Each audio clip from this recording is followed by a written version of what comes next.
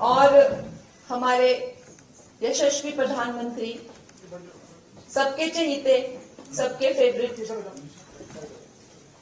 आज उनका जन्म दिवस है। हमारे लिए बहुत ही सौभाग्य की बात है कि आज,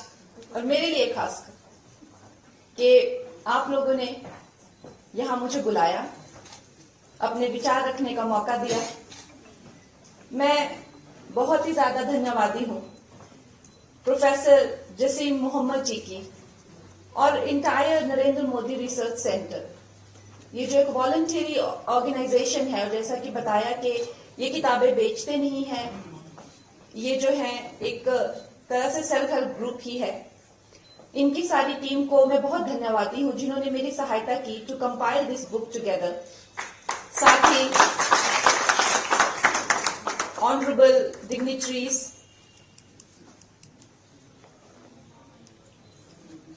जगदीश मुखी जी, नील दमन खत्री जी, और हमारी जो आज की जो होस्ट हैं doctor Amna Mirza ji, she is doing a fabulous job, और बाकी यहाँ उपस्थित राकेश शर्मा जी जिन्होंने बहुत अच्छा यहाँ पे संबोधन किया और हमें काफी जो है वो चार्ज कर दिया, मनीष जी जिन्होंने भी यहाँ पर काफी हमारा मार्गदर्शन किया। आप सबका बहुत धन्यवाद कि आज आप सब यहाँ हमें सुनने के लिए आए। और हम सब, मेरा मानना है कि हम सब भारतवासी जो हैं आज इस वक्त पर एक अलग उम्मीद, एक अलग उत्साह और अलग जोश से भरे हुए हैं। मैं अक्सर सोचती हूँ कि ये जो हमारा भारत है, हमारा जो भारतवर्ष है, इसका सही मायनों में इसका अस्तित्व क्या है? सही मायनों में हमारे भारतवर्ष की जो essence, what is the essence of India? ये ख्याल मुझे अक्सर आते हैं। क्या ये कोई जमीन का टुकड़ा है? इसकी ज्योमेट्री, ज्योग्राफी क्या है भारत? वो तो आप देखते हैं कि हर सदी में जो है वो बदलता रहता है, बदलता जाता है। जो एक कॉन्टिनेंट होता है, उसका नक्शा हो गया, एक देश का नक्शा हो गया, वो हमेशा ही बदलता रहता है। लेकिन द एसेंस ऑफ भारत, ये हमने चाहे जो आदिकाल से चला रहा भारत है, वो एसेंस हमने कभी लूज नहीं किया। So in entirety, what is India and what does it stand for? तो मुझे ये रह के ये ख्याल आता है कि जो हमारा जो सनातन संस्कृति है, हमारा जो विश्व गुरु का जो स्वरूप है भारत, वो चाहे ब्रह्मा के दिए गए वेदों का ज्ञान हो, चाहे ऋषि मुनियों के बनाए हुए वो स्क्रिप्चर्स हो, चाहे शास्त्रों का ज्ञान हो, चाहे वो कृष्ण और अर्जुन का संवाद हो जो कुरुक्षेत्र में हुआ था, चाहे वो रामायण का जो है चरित्र और चित्त को लेकर ज्ञान हो, चाहे वो योगानंदा की उसकी इंटरप्रिटेशन हो, चाहे वो महात्मा गांधी का कॉन्टेम्पररी लिटरेचर हो, चाहे वो स्वामी विवेकानंद की अपनी इंटरप्रिटेशन हो, बट एसेंशियली इंडिया इज, जो इसका जो एक विश्व गुरु का जो स्वरूप है, एसेंशियली भारत वही है। और जब हम इस ज्ञान के दीपक की बात करते हैं, जब हम ये बात करते हैं कि हमारे ऊपर, भारत के ऊपर, क्योंकि आप अक्सर देखेंगे ऐसे न जाने आपको कितने साइंटिस्ट मिल जाएंगे, चाहे वो न्यूक्लियर रिसर्च कर रहे हो, आधुनिक युगों में, आधुनिक, जो कहेंगे जी हमने ये गीता से हमारी प्रेरणा रही है। अध्यात्म के जो भी हो, चाहे वो क्वांटम फिजिशियंस हो, चाहे वो कहेंगे जी हमने जो है वो उपनिषद पढ़े हैं या हमने वेद पढ़े हैं। मॉडर्न लिटरेचर हो तो आपको ये पूरे विश्व में जो ये भारत का जो ये दीप है, रोशनी का जो दीप है, वो पूरे विश्व को प्रज्वलित करता है। और हर युग में एक ऐसे महान पुरुष होते हैं जो उस युग का जो है वो प्रतीक बन जाते हैं। चाहे वो आप रिसेंट हिस्ट्री में देख लीजिए, चाहे वो विवेकानंदा हो, उन्होंने उस वक्त की जो जरूरत थी, उस वक्त की जो मांग थी, उसको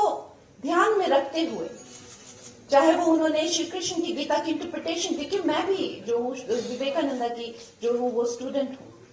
चाहे उन्होंने कर्म योग, जनन योग, राजा योग, भक्ति योग, ये सब योग को जो है एक सिंप्लीफाई करके इंग्लिश में साइंटिफिक बेंड ऑफ माइंड के साथ, और जो क्योंकि देश उस वक्त परतंत्र था, उसमें राष्ट्रवाद और एक देश को जो एक स्वतंत्रता आंदोलन की जो एक चिंगारी डाली, वो चिंगारी, चाहे वो नेता बोस हो, चाहे वो प्रधानमंत्री नरेंद्र मोदी हो, वो न जाने कितने हृदयों में आज भी धधक रही है। तो इतना महत्वपूर्ण होता है जब भी कोई युग पुरुष आते हैं, तो वो सिर्फ उनका दायित्व नहीं होता है कि वो इस समाज का उद्धार करें, वो समाज का भी दायित्व होता है कि वो उस युग पुरुष से अपना उद्धार करवाएं। और इस दायित्व के साथ हमारे प्रधानमंत्री जो हैं, उनकी जो विचारधारा है, इंसान एसेंशियली जो इंसान कोई हार्ड मास का सिर्फ पुतला नहीं होता है। एक इंसान की जो विचारधारा होती है, उसका जो व्यक्तित्व होता है, जो उनकी सोच होती है, वो इस इंसान को जो है वो डिफाइन करती है। तो ये मुझे जो सौभाग्य प्राप्त हुआ है कि जो उनके जो लाल किला पर जो हर साल, और मेरा ये मानना है कि पिछले 10 सालों से हर साल हम लोग एक दशक की जो है जिस तेजी से, जिस तीव्र, जगदीश जी ने भी बताया, जिस तीव्रता से जो है हम ये सफलतापूर्ण जर्नी करते जा रहे हैं, अवश्य ही ये लाल किला पर जो हर साल जो हमें एक, आप कह सकते हैं, ब्लूप्रिंट मिलता है या रोड मैप मिलता है कि हमें किस दिशा में और किस तरह से जाना है, उसका जो पूरा कंपाइलेशन है, इसका करने का मुझे जो सौभाग्य है, उसके लिए मैं अपने आप को काफी भाग्यशाली मानती हूं। लेकिन अगर हम प्रधानमंत्री जी की बात करते हैं तो श्री नरेंद्र मोदी जी एसेंशियली, उनकी पर्सनैलिटी का एक क्या ये ट्रेट है, चाहे उन्होंने बचपन में न जाने कितनी ही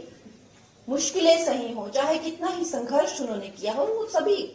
और खैर उन दिनों में तो बहुत लोग गरीबी के थ्रू जाते थे, बहुत लोग जो, और बहुत बड़ी बड़ी जो स्थितियां, परिस्थितियां उनके पास आती थी, लेकिन प्रधानमंत्री जी की पर्सनालिटी में ऐसी वो क्या बात है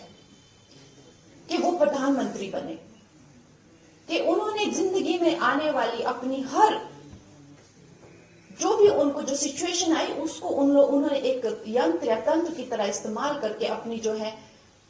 मजबूती और अपने आप को और ज्यादा सक्षम किया। और सबसे बड़ी बात कि हम जब ये सोचते हैं, आज हम उनकी जब बचपन की बातें और उनकी स्थितियों के बारे में सोचते हैं कि एक बहुत ही गरीब बालक जिसके छोटे छोटे सपने, जैसे फौज में जाना, भर्ती होना, सैनिक स्कूल जाना, या स्कूल जाना, इस तरह के छोटे छोटे सपने भी मानो ऐसा लगता था जैसे ये कितनी बड़ी बात सोच रहा है ये सड़क पर चाय बेचने वाला। तो ऐसे जो हमें लगता है सामान्य तौर पे, ऐसे दुर्भाग्य अगर किसी को हो, लेकिन वो उनमें ऐसी क्या विशेष बात थी कि भाग्य स्वयं जो है इस भारत के भाग्य विधाता को घड़ रहा था, वो उनमें ऐसी क्या, इस तरह का उनके व्यक्तित्व की क्या उनमें जो बात थी। मेरा ये मानना है कि उनके व्यक्तित्व का सबसे विशेष बात है उनकी आशावादी सोच, उनकी जो पॉजिटिव थिंकिंग है।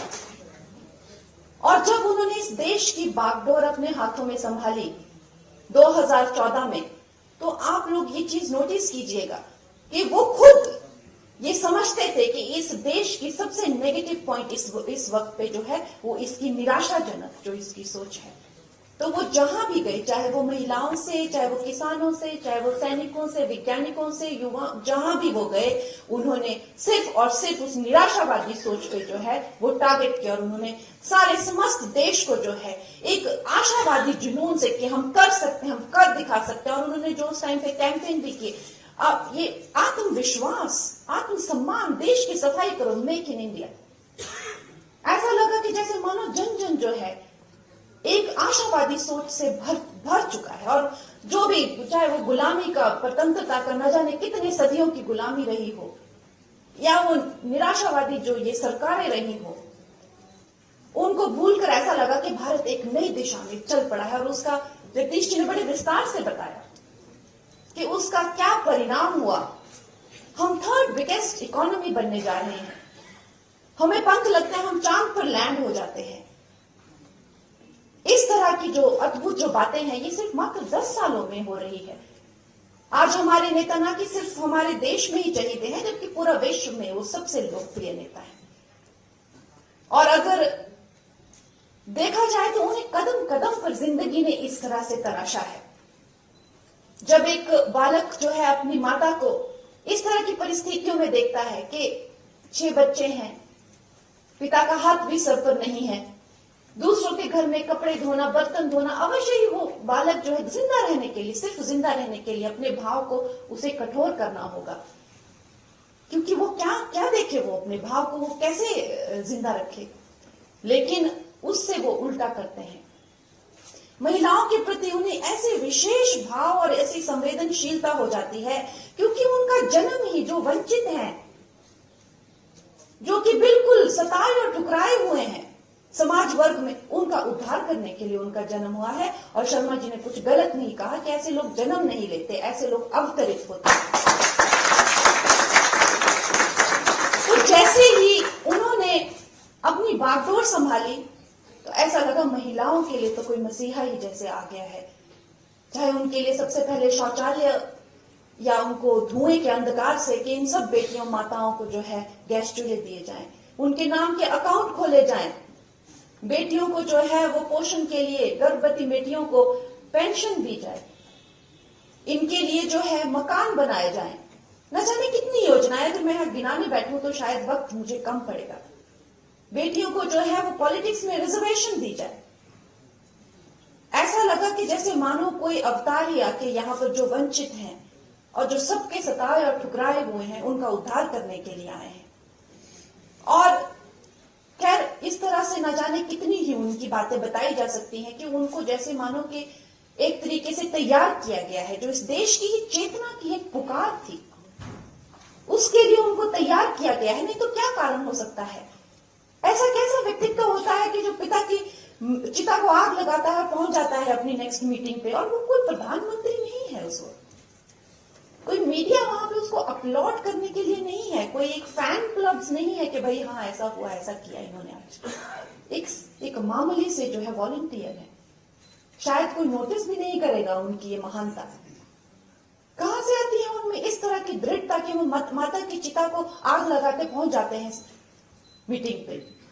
कोई व्यक्तिगत उनका जीवन नहीं। मैं ये नहीं कहूंगी कि हमारे प्रधानमंत्री जो हैं वो एक आशा की किरण है या वो एक सिल्वर लाइनिंग जिसे कहते हैं वो हमारे लिए एक सिल्वर लाइनिंग है। ये कहना एक बहुत बड़ी भूल होगी, क्योंकि वो एक फुल ब्लोन ब्लेजिंग सन है, वो चमकता हुआ सूरज है, उसको सिल्वर लाइनिंग कैसे हो सकती है? वो सूर्य जो है समस्त विश्व को प्रकाशित कर रहा है। वो सूर्य जो है जब महामारी की चपेट में पूरा विश्व आ गया तो आपने देखा ना कि सिर्फ अपने देश पर, पूरे विस्तार में यहाँ पे और डिग्निटरीज ने बताया, और हम सब जानते हैं, ये सब हम सब देशभक्त लोग यहाँ पे, किसी से बात छुपी नहीं है कि जब पूरे देश को, पूरा देश जो है इस चपेट में आया था तो प्रधानमंत्री जी ने जो है मेडिसिन मैत्री के द्वारा जगह जगह जो है वैक्सीन पहुंचाई, जगह जगह जो है अपने अलौकिक प्रकाश से जो है दुनिया को मार्गदर्शन किया। आज अगर आप देखते हैं तो सिविलियन ऑनर्स में भी, चाहे जो गल्फ के जितने भी देश हैं, सबसे ज्यादा ऑनर्स जो हैं हमारे प्रधानमंत्री जी को मिले हैं। ये जो सारा दिन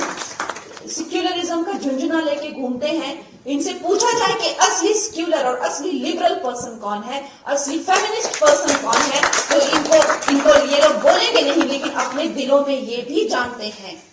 कि असली सेक्युलर और लिबरल और फेमिनिस्ट अगर कोई है तो वो है नरेंद्र मोदी। तो मेरा ये मानना है और मेरी ये सोच है कि हमारे लिए स्वर्णिम काल है, हम भारतवर्षियों के लिए ये स्वर्णिम काल है। अगर we do not make it in his time,